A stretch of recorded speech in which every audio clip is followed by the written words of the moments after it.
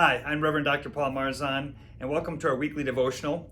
And I'm wearing my Asbury shirt because this is the anniversary date of my receiving my doctorate from Asbury Seminary. And I'm so excited to be a part of that long institution of learning, and especially the revivals that are breaking forth this summer.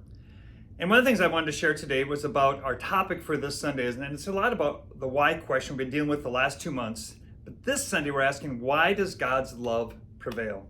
Why does God's love prevail? And it's one of my favorite passages of scripture that I'm going to talk about this Sunday. I have a lot of favorite passages, but it's from Romans 8. And it talks about how basically that all things work together for good. It starts out that way. Then it goes on to talk about that nothing can separate us from the love of God.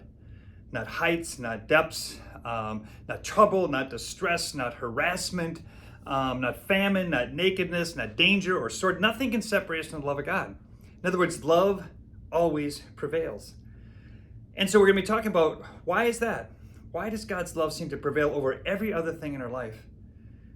Part of the conversation will be the whole understanding of fear, which is the opposite of love, right?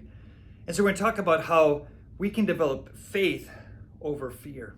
And when we eliminate fear and that sense of understanding of who we are in our life in terms of God's children, we're going to be able to understand why God's love prevails. I'll share with you one short story. When my kids were younger, Rebecca and Rachel particularly, I remember that oftentimes my daughters would cry out in the night because they were scared or they had a bad dream.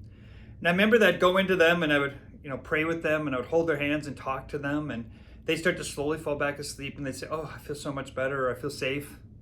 Now, I wasn't doing anything. There was no boogeyman there. There was nobody. It was a burglar that I was beating up.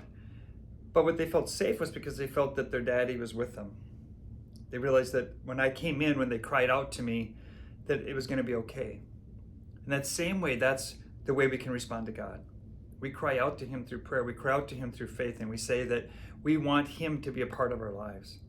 And when we do that, we begin to understand and come to grips with why God's love prevails. So I hope to see you this Sunday. To hear more, Hunter Shower will be sharing up at the Inver Grove Heights campus, and I'll be sharing here at the Lakeville campus. We hope to see you then.